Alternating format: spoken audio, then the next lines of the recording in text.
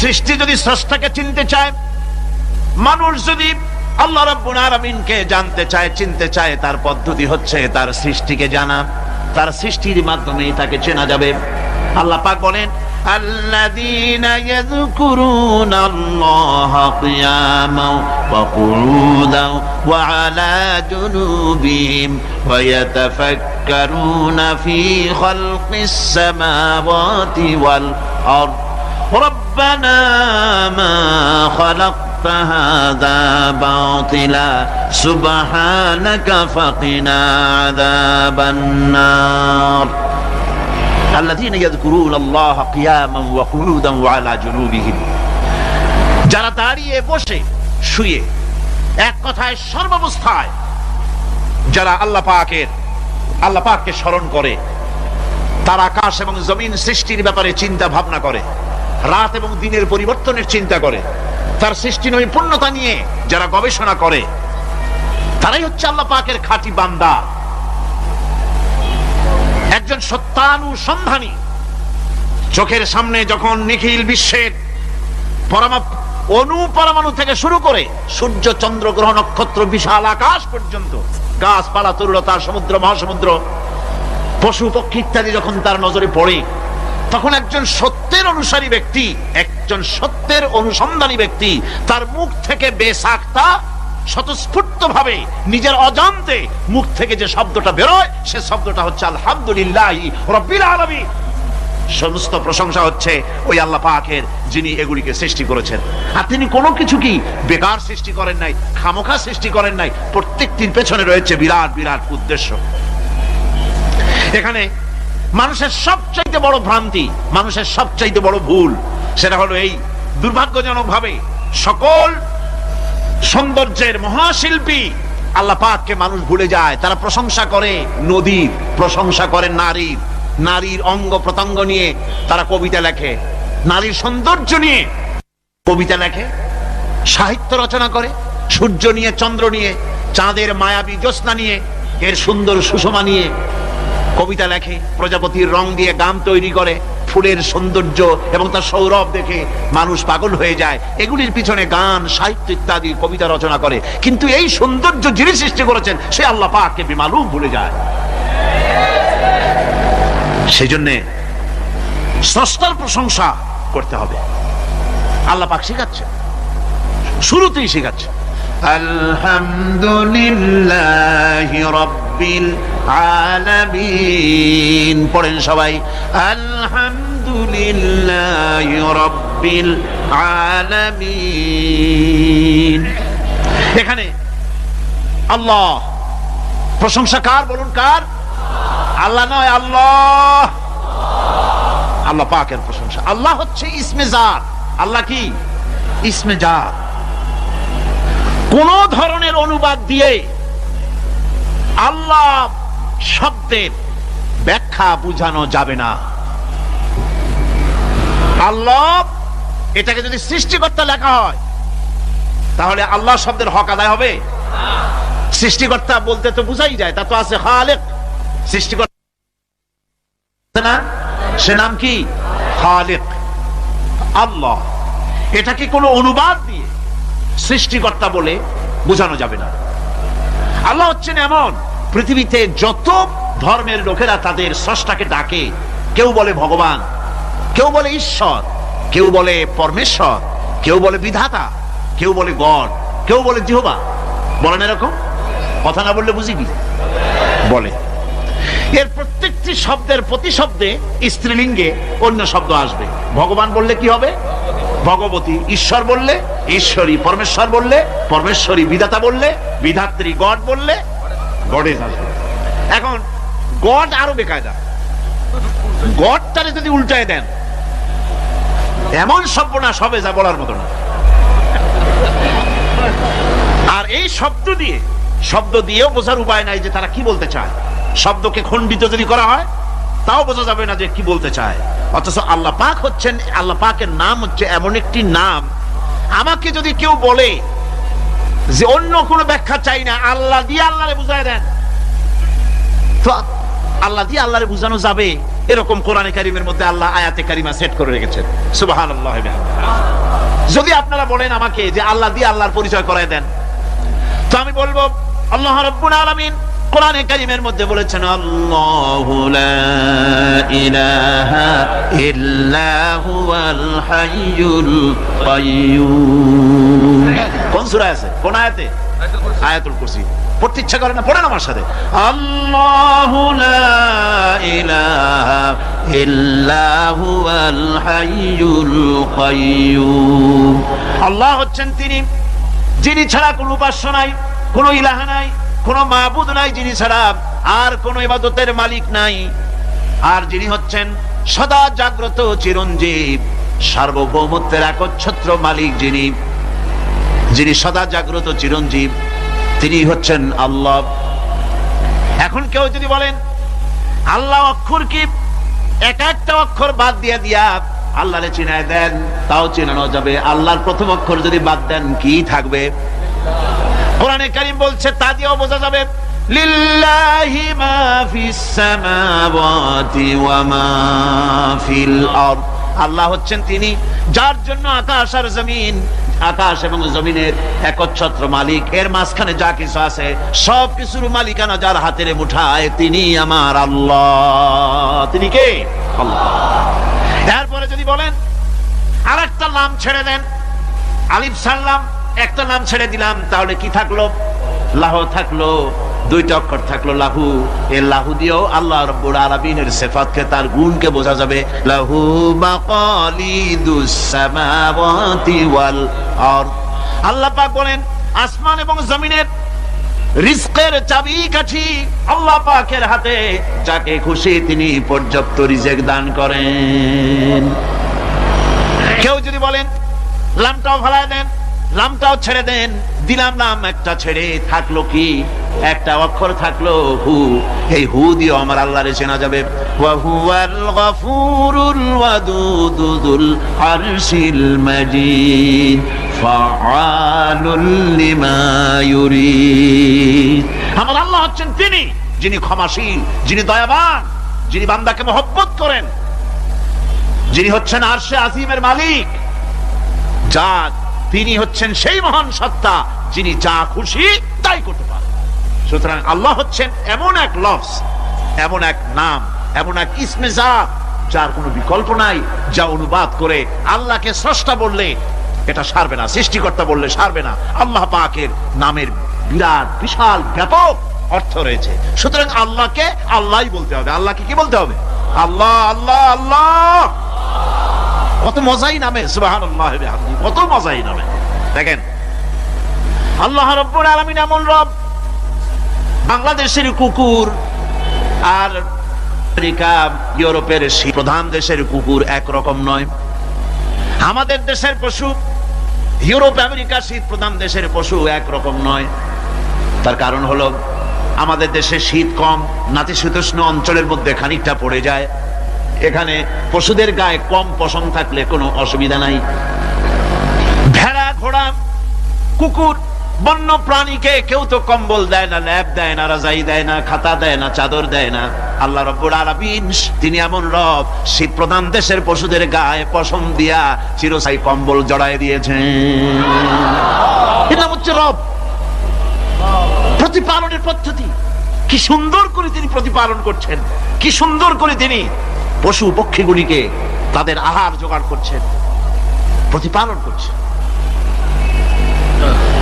তিনি রব, মানুষকে সৃষ্টি করেছেন, আমাদেরকে সৃষ্টি করেছেন, সব চাইছেন। সুবহানাল্লাহ বিহামদিহি, সকল প্রয়োজন মিটিয়েছেন, একটা জিনিস বাদ রাখেন। আমাদের মুখে দাঁতের দরকার ছিল, মায়ের পেট থেকে দাঁত নিয়ে আসিনি। মায়ের পেট থেকে আসার পরে আমাদের খাবারের দরকার ছিল। লক্ষ্য করেন রব কারে বলে, লক্ষ্য করুন। মায়ের পেটের মধ্যে যখন ছিলাম ওখানে কোনো রোগের জীবাণু ঢুকতে পারে নাই। ফি কারারিম মাকিন, একটি সুরক্ষিত জায়গায় আল্লাহ রাব্বুল আলামিন বাচ্চাকে রেখেছেন, যেখানে কোনো সর্দি হবে না, জ্বর হবে না, সর্দি হবে না, ব্রঙ্কাইটিস হবে না, ডায়াবেটিস হবে না, প্রেসার হবে না। মায়ের পেটের মধ্যে বাচ্চাকে এমন জায়গায় আল্লাহ যত্ন করে রেখেছেন। এই বাচ্চা যখন মায়ের পেট থেকে বেরিয়ে এলো তখন তার পরিবেশ অত্যন্ত খারাপ, এখানে পলিউশন আছে, এখানে কার্বন ডাই অক্সাইড আছে, এখানে বিষাক্ত হাওয়া আছে, এখানে দূষিত আবহাওয়া রয়েছে। প্রতি মুহূর্তে রোগ তাকে হামলা চালাতেছে। এই রোগের থেকে সে বাচ্চা বাঁচবে কি করে? এর জন্য রব্বুল আলামিন তিনি এমন রব, মায়ের বুকের মধ্যে যে খাবার তৈরি করলেন বাচ্চার, ওই খাবারের মধ্যে বাচ্চার ওষুধ আল্লাহ পাক বানায়া দিলেন। মায়ের বুকের দুধ শুধু দুধ নয়, এটা ওষুধ। সুবহানাল্লাহ। এটা খাদ্য, এটা ওষুধ, এটা ভিটামিন, এটা ক্যালসিয়াম, এটা কার্বোহাইড্রেট, যা দরকার বাচ্চার জন্য সব আল্লাহ মায়ের দুধের মধ্যে দিয়ে দিলেন। যতক্ষণ বাচ্চা পেটে ছিল দুধ ছিল ঘন, যখন বাচ্চা মায়ের পেট থেকে বেরিয়ে এলো দুধটা হয়ে গেল পাতলা। এই পাতলা দুধটা খাবে, ওষুধ আছে এর মধ্যে, ভিটামিন আছে, খাইতে যেন বিস্বাদ না হয় একটু মিষ্টি দিয়ে দিলেন আল্লাহ, যাতে বাচ্চা মুখ ফিরিয়ে না নেয়, সেজন্য খাইতে চায়। তারপরে যখন বাচ্চার হাড্ডি খেতে হবে, মাছ খেতে হবে, গোশ খেতে হবে, দুধের আর দরকার নাই। তার শরীরের ভিতরে রেজিস্ট্যান্স, রোগ প্রতিরোধক শক্তি তৈরি হয়েছে, এখন আরো ভালো খাবার দরকার। আল্লাহ রাব্বুল আলামিন মায়ের দুধকে শুকায় দিলেন, চুষলে আর পাওয়া যাবে না, দুধ শুকায় গেছে, এখন বাইরের খাবার খেতে হবে। আসছিল যখন মুখে দাঁত ছিল না, বাইরে যখন এলো দাঁতের যখন দরকার হলো, কোন আল্লাহর বান্দা কি আল্লাহর কাছে দরখাস্ত করেছেন যে আল্লাহ আমার কয়েকখান দাঁত দাও, দাঁত ছাড়া আমি চাবাই কেমনে? এই সবগুলি দাঁত কে সেট করে দিলেন? রব্বুল আলামিন দাঁতগুলিকে সেট করে দিলেন, মুখের মধ্যে দাঁত এসে গেল। আল্লাহ রাব্বুল আলামিন শরীরটাকে সাজিয়ে গুছিয়ে, হিউম্যান বায়োলজি যাকে বলা হয়, এই শরীরকে যে সুন্দর করে আল্লাহ পাক তৈরি করলেন বলে শেষ করা যাবে না, কত সুন্দর করে আল্লাহ পাক বানিয়েছেন। আপনার মাথার ভিতরে সেল তৈরি করা হলো, ব্রেন তৈরি করা হলো। এই ব্রেনটা শুকনা জায়গায় রাখা হয় নাই। শুকনা জায়গার মধ্যে ব্রেনটা যদি থাকতো, নড়াচড়া করে আপনার ব্রেনের যে টেকনোলজি আল্লাহ পাক ইউজ করেছেন সেটা অসুবিধাগ্রস্ত হতো। এই জন্য ক্রিম যেভাবে পানির মধ্যে ভাসা থাকে, পানির মধ্যে ভাসমান ক্রিম মাখন যেভাবে রাখা হয়, সামান্য পানির মতো করে এর ভিতরে ব্রেনটাকে রাখা হয়েছে। এই ব্রেনের ভিতরে, ব্রেন হচ্ছে পৃথিবীতে কম্পিউটার, আজকের পৃথিবীর শ্রেষ্ঠ আবিষ্কার। কিন্তু মানুষের মাথায় যে কম্পিউটার আল্লাহ পাক দান করেছেন, এই কম্পিউটারের সামনে দুনিয়ার কম্পিউটার এতিম। এবার লন্ডন গিয়েছিলাম, প্রত্যেক বছর 1.5 মাস 2 মাস সময় পাই, কিন্তু আপনারা দোয়া করেছেন এখন পার্লামেন্টে সময় দিতে হয় বেশি, বিদেশের সফর কমে গিয়েছে। 10 দিনের জন্য গিয়েছিলাম, ওরা আমাকে একটা ডায়েরি দিল। সেই ডায়েরিটার ভিতরে ডিজিটাল ডায়েরি, এই ডায়েরির মধ্যে তারা বলল যে এরকম, এই যে কাগজটা আপনারা দেখতে পাচ্ছেন, এই রকমের কাগজের 10 লক্ষ পাতা লিখতে যত কাগজ লাগে, এরকমের 10 লক্ষ পাতার লেখা ছোট্ট এই ডায়েরিটার মধ্যে ঢুকাই দেওয়া যায়। 10,000 টেলিফোন নাম্বারের মেমোরিতে তুলে দেওয়া যায়। এটা হচ্ছে লেটেস্ট আবিষ্কার। কিন্তু আল্লাহ পাক মানুষের যে ব্রেনটা তৈরি করলেন, পৃথিবীতে যা আছে এ সব কিছু একটা মানুষের ব্রেনের মধ্যে, সমস্ত তথ্য, সমস্ত ফ্যাক্টস মানুষের মেমোরির ভিতরে ঢুকাবার পরেও আরো লক্ষ লক্ষ জায়গা বাকি থেকে যাবে, শূন্য থেকে যাবে, যা পূরণ হওয়ার নয়। এত বিশাল মেমোরি আল্লাহ পাক তার মানুষের মাথার মধ্যে তৈরি করে দিয়েছেন। সুবহানাল্লাহ বিহামদি। দেখুন অবস্থাটা কি, আল্লাহ তার মানুষকে কিভাবে, রব কাকে বলে, রব কারে বলে, সুবহানাল্লাহ বিহামদি। চোখের সামনে রাস্তা দিয়ে চলতে গিয়ে চোখের সামনে সাপ দেখলেন, চোখ দেখার কাজ করেছে। চোখ কি করেছে? দেখার কাজ করেছে। এখন কি করবে? চোখ কিন্তু দেখে বসে থাকে নাই, চোখ দেখা মাত্রই ট্রান্সমিট করেছে ব্রেনকে। ব্রেন সাথে সাথে অ্যাকশন নিতে বলেছে হাতকে আর পাওকে। হাতে লাঠি থাকলে পিটাও, লাঠি না থাকলে পাকে বলেছে দৌড় মারো। এই যে সাপ দেখলো, চোখ এটাকে পাঠাই দিল ব্রেনকে, ব্রেন পাঠাই দিল অ্যাকশনে হাতে আর পায়ে। এতে কিন্তু 1 সেকেন্ড সময় লাগে নাই, 1 সেকেন্ডের কয়েক লক্ষ ভাগের 1 ভাগের ভিতরেই মানুষ অ্যাকশনে এসে গিয়েছে। সুবহানাল্লাহ। এর নাম হচ্ছে রব। এর নাম কি? তার অফুরন্ত সৃষ্টি, অফুরন্ত সৃষ্টি। মানুষের হার্ট তৈরি করেছেন, চোখ তৈরি করেছেন। চোখে কিন্তু আমরা নেগেটিভ দেখি, চোখে আমরা কি দেখি? নেগেটিভ দেখি। এই নেগেটিভটা চোখ ক্যাচ করে ব্রেনের ভিতর থেকে পজিটিভ হয়ে কে বের করে দেয়? সুবহানাল্লাহ বিহামদি। কানে অসংখ্য শব্দ শুনি, কিন্তু কোন শব্দ তো জড়ায় যায় না। অসংখ্য শব্দ আমরা শুনি, যেমন রেডিও, রেডিও ঘুরাচ্ছেন, 9 ব্যান্ড রেডিও অথবা এর থেকেও বেশি ব্যান্ডওয়ালা রেডিও। আপনি যখন ঘুরাচ্ছেন কোন সেন্টার ধরার জন্য, অনেক সময় 4-5টা সেন্টার জড়ায় যায় না? জড়ায় কিনা? 4-5টা সেন্টার জড়ায় যায়, সর্বনাশ হয়ে যায়, কোনটা থেকে কোনটা শুনবে। তো এইরকম করে আপনার কানের ভিতরে শব্দগুলি সব জড়াইয়া পাকাইয়া আপনার কানের মধ্যে একটা বিশ্রী আওয়াজ সৃষ্টি করে দিতে পারতো। কে স্তরে স্তরে শব্দগুলিকে শোনার ব্যবস্থা করেছে। আপনার জিহ্বার ভিতরে হাজারো রকমের স্বাদ গ্রহণ করার জন্য একটা জিহ্বায় এতগুলি টেস্ট নেওয়ার ক্ষমতা কে তৈরি করে দিলেন? আল্লাহ রাব্বুল আলামিন, সুবহানাল্লাহি বিহামদি। তিনি হচ্ছেন রব, যিনি মানুষের প্রতিপালন সৃষ্টি করেন এবং প্রতিপালন করেন, এমনি এমনি ছেড়ে দেন। এরপরে মানুষের সব প্রয়োজন তিনি মিটিয়েছেন। মানুষের জীবন ধারণের জন্য সব থেকে বড় প্রয়োজন পানি। সবচেয়ে বড় প্রয়োজন কি? পানি। জোরে কোন কি? পানি। জীবনের জন্য পানি এবং আর্দ্রতা, এই দুটি জিনিস অপরিহার্য, এছাড়া জীবন বাঁচবে না। আমরা দেখতে পাই সমুদ্র ভরা পানি মজুদ আছে, লক্ষ্য করেন, সমুদ্র ভরা পানি মজুদ আছে, নদী খাল বিল ভরা পানি মজুদ আছে, কিন্তু এটাই তো যথেষ্ট না। রব হচ্ছেন তিনি, যিনি এই বিশাল বিশাল পানির মজুদ থেকে বাতাসকে যিনি বলেন, যিনি প্রতিনিয়ত বাষ্পীয় আকারে পানিগুলিকে সমুদ্র থেকে উত্থিত করেন, পানিগুলিকে উত্থিত করেন মহাকাশে। আল্লাহ পাক বলেন, আল্লাহুল্লাযী আরসালার রিয়াহা ফাতুসিরু সাহাবা। বাষ্প হয়ে পানিগুলি আকাশে উত্থিত হয় এবং মহাকাশে যাওয়ার পর এই পানিগুলি, লবণাক্ত পানিগুলি আল্লাহর মেশিনে সেগুলি মিষ্টি হয়ে যায়। জোরে কোন সুবহানাল্লাহ। পানিগুলি মিষ্টি হয়ে গেল, ওই মিষ্টি পানি আল্লাহ রাব্বুল আলামিন নাজিল করে দিলেন। এবার বৃষ্টি কণা কণা হয়ে পড়লো, ফোঁটা ফোঁটা বৃষ্টি। আল্লাহ খুঁজে দেখলেন বৃষ্টির ফোঁটাগুলি পৃথিবীর প্রতিটি কণা তালাশ করে তৃষ্ণার্ত কণাগুলিকে আল্লাহ পাক ভিজাই দিলেন। সেই জন্য তার নাম হলো রব। তিনি হচ্ছেন রব, প্রয়োজন মিটান। পানি সবচেয়ে প্রয়োজন বেশি, সেই পানি আল্লাহ পাক এভাবে সরবরাহ করলেন। জমিনের চারিদিকে নদী নালা রেখেছেন, জমিনকে আর্দ্র করেছেন, জমিনের ভিতরের পানি মিষ্টি করেছেন। টিউবওয়েল মারলে পরে, পাম্প করলে পরে ভিতর থেকে মিঠা পানি আল্লাহ পাক বের করে দেন। সুবহানাল্লাহ। এই মিষ্টি পানির ব্যবস্থা করেছেন। এরপরে তিনি ওই আল্লাহ পাক মিষ্টি পানির ব্যবস্থা করে বৃষ্টির মাধ্যমে পৃথিবীতে ফসল উৎপাদনের ব্যবস্থা করে দিলেন। সেজন্য আল্লাহ পাক কোরআনে কারীমের মধ্যে বলেছেন, ওয়াজআলনা মিনাল মাই কুল্লা শাইইন হায়্য। পানি দ্বারাই আমি সব বস্তুকে সজীব রাখি। বৈশিষ্ট্যের দিক থেকে পানির রয়েছে অনেক গুণ, আশ্চর্য গুণ। পৃথিবীর 75% হচ্ছে পানি।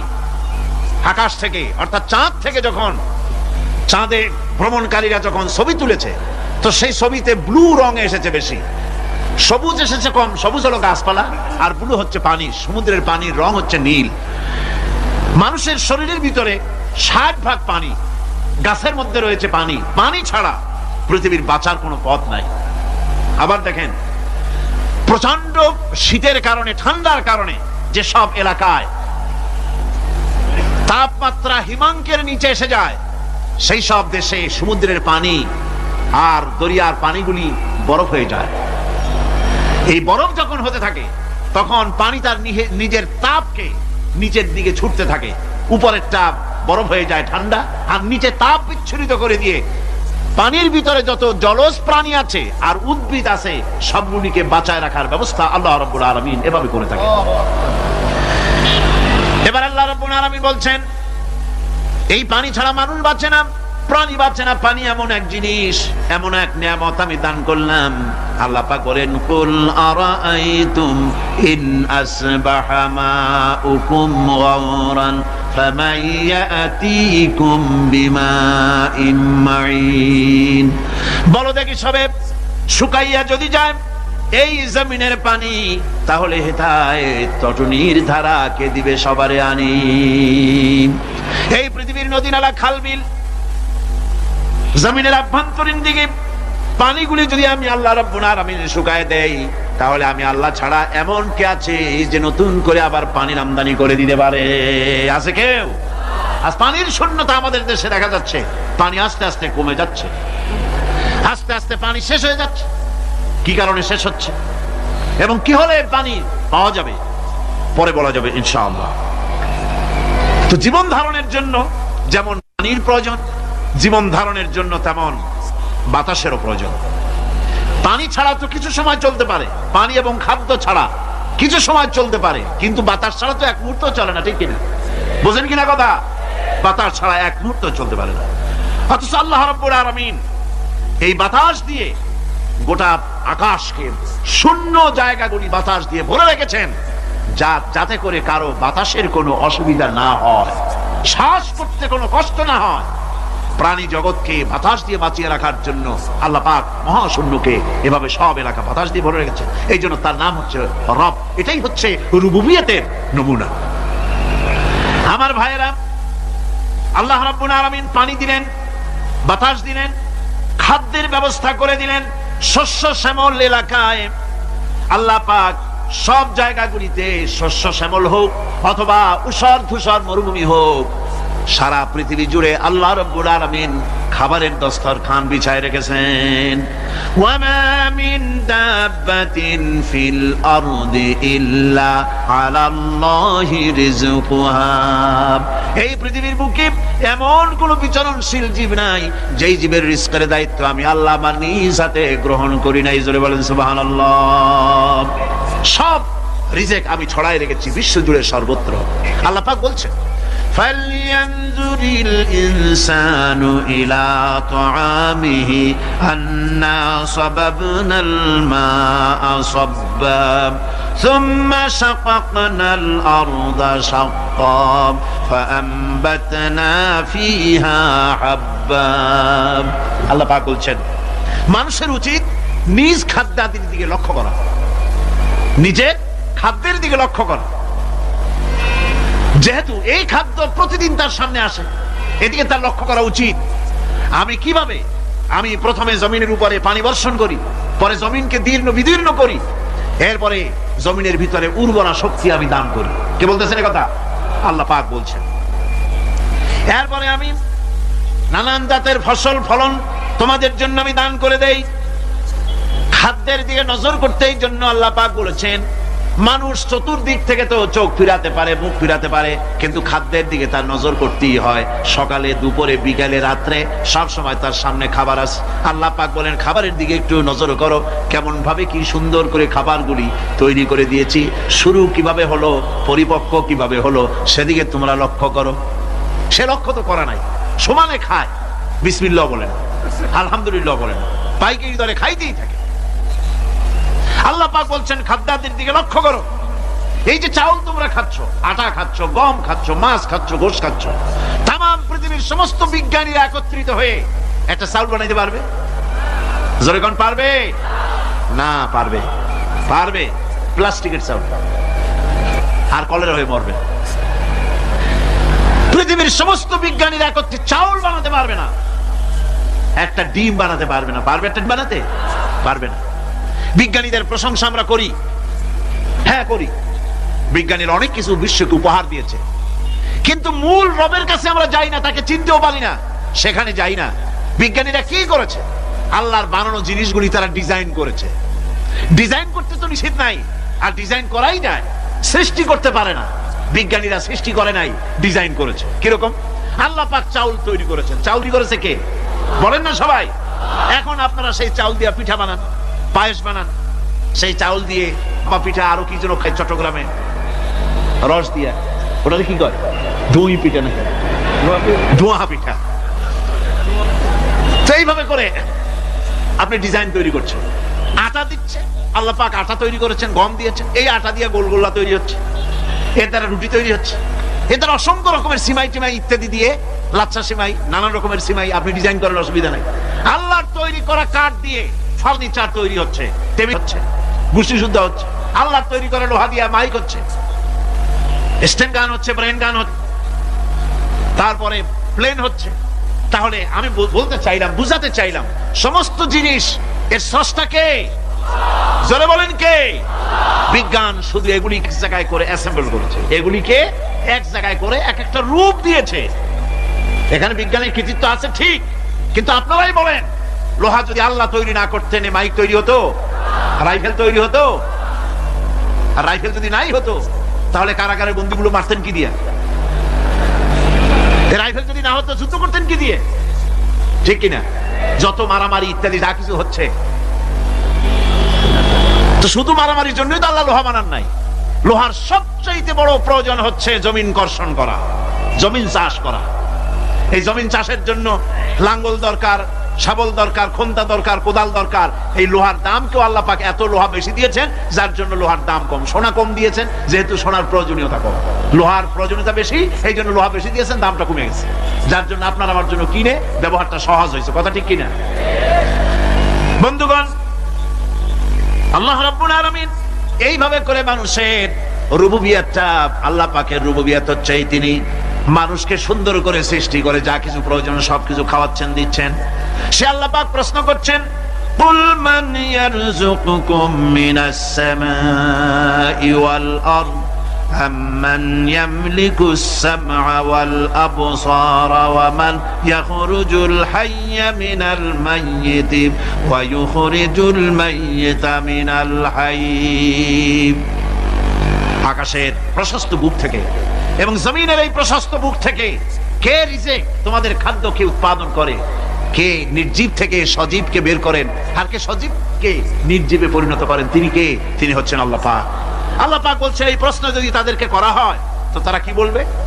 আল্লাহ পাক বলেন, ওয়ামান ইউদাব্বিরুল আমরা ফাসায়াকুলুনা আল্লাহ ফাকুল আফালা তাত্তাকুন। হে নবী, এদেরকে প্রশ্ন করুন। এদেরকে যদি প্রশ্ন করা হয় এই পৃথিবীর সুন্দর পরিচালনা পদ্ধতি কে করেন, তাহলে তারা এক কথায় বলবে, নিজের থেকেই বলবে আল্লাহ। কে করছেন সবকিছু? আল্লাহ। আল্লাহ পাক বলেন, নবী তাহলে তাদেরকে বলেন, এ কথা জানার পর, এ কথা বোঝার পরেও কেন তারা ঔদাসীন্যতা দেখাচ্ছে, কেন তারা গাফিল হয়ে যাচ্ছে, কেন তারা আল্লাহ পাককে ভয় করে তার পথের অনুসারী হচ্ছে না? যে আল্লাহ রাব্বুল আলামিন এত কিছু করছেন, তিনি তার পরিচয় সম্পর্কে বলে দিচ্ছেন, ফাযালিকুমুল্লাহু রাব্বুকুমুল হক ফামাযা বা'দাল হক ইল্লাদ দালাল। নিশ্চয়ই এসবের মূলে রয়েছেন তোমাদের রব, আমাদের আল্লাহ, আমাদের রব। সুতরাং উজ্জ্বল সত্য প্রকাশিত হওয়ার পর গোমরাহি ছাড়া আর কিছুই বাকি থাকে না। সুতরাং যারা সত্যের পথের অনুসরণ করতে চায়, রবকে চিনতে হবে, আল্লাহ পাককে জানতে হবে এবং তাকে অনুসরণ করতে হবে, তাকে রব হিসাবে চিনতে হবে। আমার বন্ধুগণ, এটা হচ্ছে সেই রুবুবিয়ত ইলাহি যার দিকে হযরত মূসা আলাইহিস সালাম ইঙ্গিত করেছিলেন ফিরআউন যখন তাকে প্রশ্ন করেছিলেন, ফামান রাব্বুকুমা ইয়া মূসা। হে মূসা, তোমাদের দুজনের রব কে? তোমাদের রব, তোমাদের প্রভু কে? তিনি জবাব দিলেন, রব্বুনাল্লাযী আ'তা কুল্লা শাইইন খালকাহু সুম্মা হাদা। রব হচ্ছেন আমাদের তিনি, যিনি নাকি আমাদের প্রতিপালক, আমাদেরকে সৃষ্টি করেছেন এবং আমাদেরকে হেদায়েত দিয়েছেন, সঠিক পথের দিশা দিয়েছেন। এখানে হেদায়েত হচ্ছে, এখানে হেদায়েত শব্দের অর্থ হচ্ছে সৃষ্টি শুধু করেন নাই, তাকে চলা, তার খাদ্য অনুসন্ধানের, তাকে বেঁচে থাকার সবকিছুর উপকরণ, এ কমন সেন্স, এ সাধারণ জ্ঞান আল্লাহ পাক তার সাথে দিয়েছেন। তিনি হচ্ছে রব। আচ্ছা, একটা দৃষ্টান্ত দেই। এই হেদায়েতটা কি? এই হেদায়েতটা হচ্ছে, আপনাদের বাড়িতে যদি কারো বিড়াল থাকে, বিড়াল, বিড়াল বোঝেন তো না? কি বলে এখানে? বিড়াল, বিলাই নাকি বলে? বিড়াল। এই বিড়াল যদি আপনাদের কারো বাড়িতে থাকে তো বিড়ালের প্রসবকালীন অবস্থা দেখবেন, বিড়ালের প্রসব হবে, বাচ্চা দেবে। বিড়াল তখন ঘরের মধ্যে পেরেশান হয়ে ঘুরতে থাকে, একটা নিরাপদ জায়গা খোঁজে, একটা নিরাপদ জায়গা খোঁজে। প্রসব করার 2-3 দিন আগের থেকে খুঁজতে থাকে তার জন্য নিরাপদ জায়গা কোনটা। এরপরে খুঁজতে খুঁজতে প্রসবের দিন সে সত্যিকারের ঘরের মধ্যে সবচেয়ে কোনা কানা জায়গা যেটা, সেই রকমের একটা নিরাপদ জায়গা সে বেছে নিল। এরপরে বাচ্চা হলো। বাচ্চা হওয়ার পর এই বাচ্চার উপরে কেউ যেন আক্রমণ না করে, শত্রু যেন তার জায়গাটিতে না আসে। এই জন্য বাচ্চাটার তো হাত দিয়ে মায়ের মতো কোলে নিতে পারে না, সে আস্তে করে ঘাটটা কামড়ায় ধরে যাতে করে বাচ্চা ব্যথা না পায়। ওইভাবে করে ঘাট কামড়ায় ধরে আজকে এই সিঁড়ির নিচে, কালকে ওই খাটের নিচে, পরশুদিন এই আলমারির কোনায়, এইভাবে বাচ্চাগুলি সরায় সরায় রেখে বাচ্চাকে প্রতিপালন করে। এই বিড়াল হেদায়েত দিলটা কে? যিনি দিলেন তার নাম রব, তিনি হচ্ছেন রব্বুল আলামিন। সন্তান প্রতিপালনের ব্যবস্থা শুধু দুনিয়ার মানুষকেই দেন নাই, প্রাণী জগৎকেও দিয়েছেন। সুবহানাল্লাহ। বলেন বলেন, মুরগির বাচ্চা হলো, ডিমের থেকে বাচ্চা বেরোলো, এই বাচ্চাগুলি হয়েছে গতকাল, আজকে বাচ্চাগুলি আদার খাচ্ছে মায়ের সাথে, হঠাৎ করে একটা চিল এলো,